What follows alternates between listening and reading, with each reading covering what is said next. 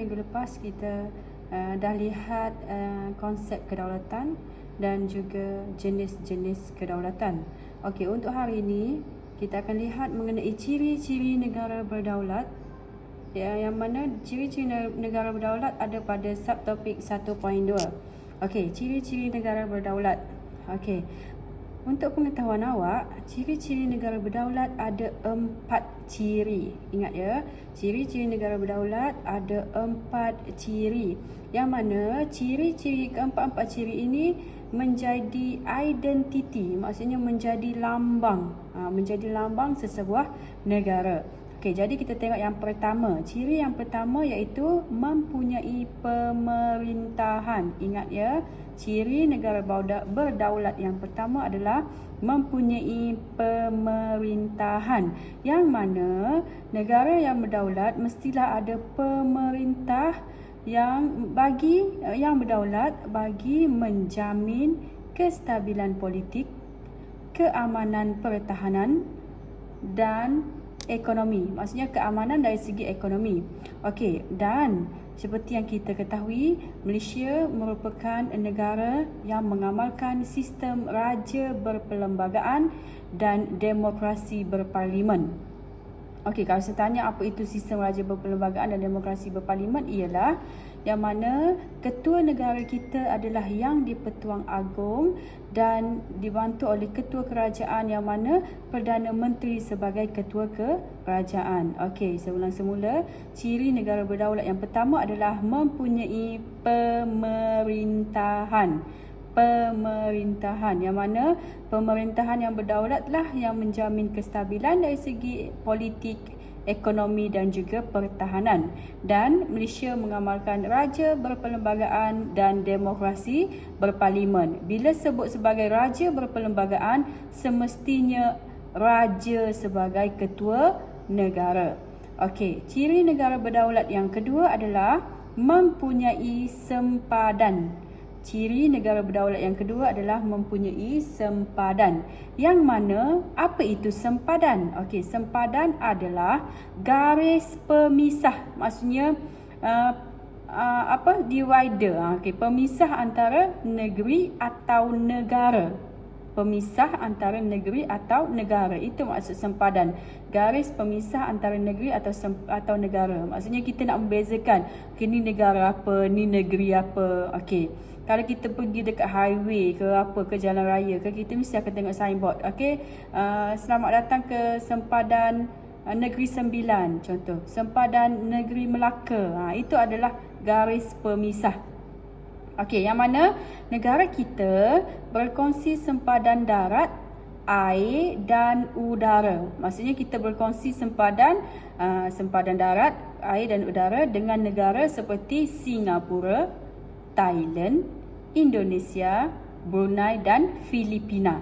Okey, itu yang membezakan kita dengan negara Singapura, Thailand, Indonesia, Brunei dan Filipina.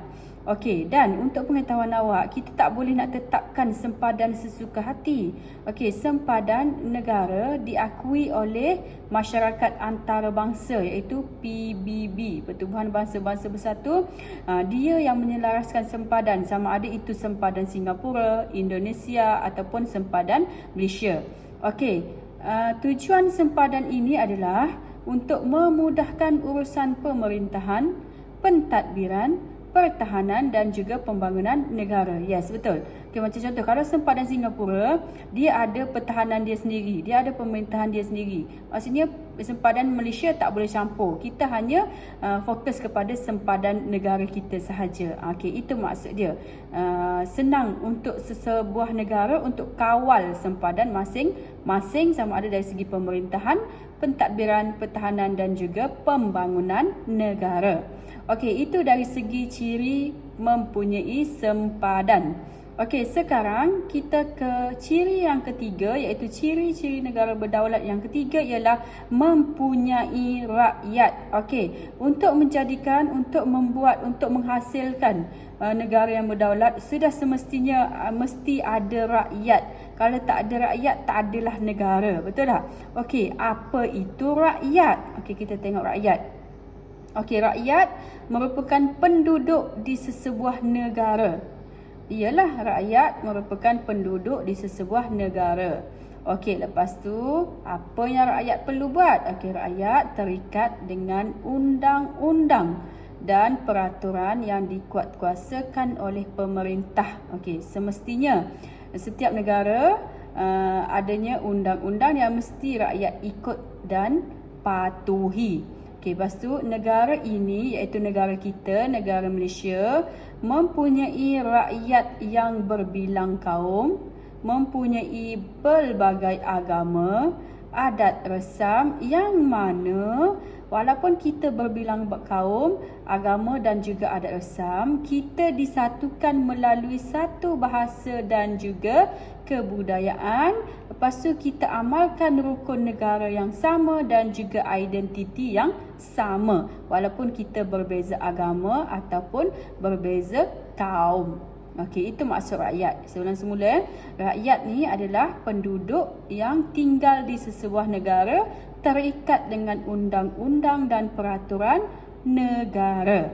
Walaupun berbilang kaum, walaupun berbilang agama, tetapi tetap mengamalkan satu bahasa dan kebudayaan serta melafazkan rukun negara yang sama. Okey. Seterusnya, ciri-ciri negara berdaulat yang terakhir ialah mempunyai perundangan. Okey, mempunyai perundangan. Betul.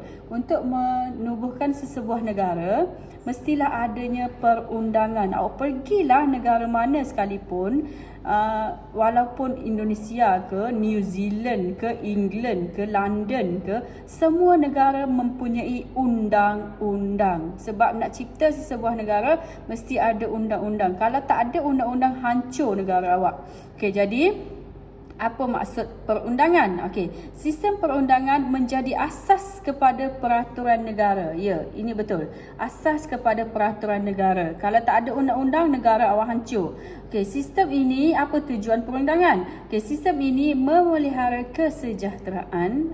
Semestinya dia memelihara kesejahteraan, menjamin keadilan, ya betul, dan juga melindungi rakyat. Dia memelihara kesejahteraan, menjamin keadilan dan melindungi rakyat.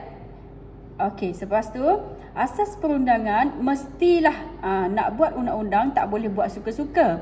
Mestilah berpandukan perlembagaan persekutuan, iaitu undang-undang negara. Yang mana dalam perlembagaan persekutuan, Parlimen iaitu Dewan Rakyat, Dewan Negara bertanggungjawab menggubal dan menentukan sistem perundangan negara kita. Okey, nak buat sesebuah negara mestilah ada perundangan. Okey Okey, jadi dekat sini kita dah tengok ciri-ciri negara berdaulat ada 4. Saya ulang semula. Mempunyai pemerintahan yang mana pemerintahan berdaulat bagi menjamin kestabilan politik, ekonomi dan pertahanan. Yang kedua, mempunyai sempadan. Sempadan adalah garis pemisah untuk menentukan negara ataupun negeri. Dan seterusnya, ciri yang ketiga ialah mempunyai rakyat. Awak pergilah negara mana sekalipun, mesti ada rakyat yang menduduki negara tersebut atau negeri tersebut. Kalau tak ada rakyat, tak ada negara. Okey, yang mana rakyat mesti terikat dengan peraturan dan undang-undang. Walaupun berbeza agama, ikut bahasa dan rukun negara yang sama. Dan yang terakhir adalah mempunyai perundangan. Okey, mempunyai perundangan yang mana setiap negara mesti ada perundangan yang menjadi asas kepada peraturan negara. Seperti yang saya bagi tahu tadi, tak ada undang-undang, negara akan hancur. Yang mana tujuan perundangan adalah memelihara kesejahteraan, menjamin keadilan dan juga melindungi rakyat. Okey, itu sahaja untuk ciri-ciri negara berdaulat.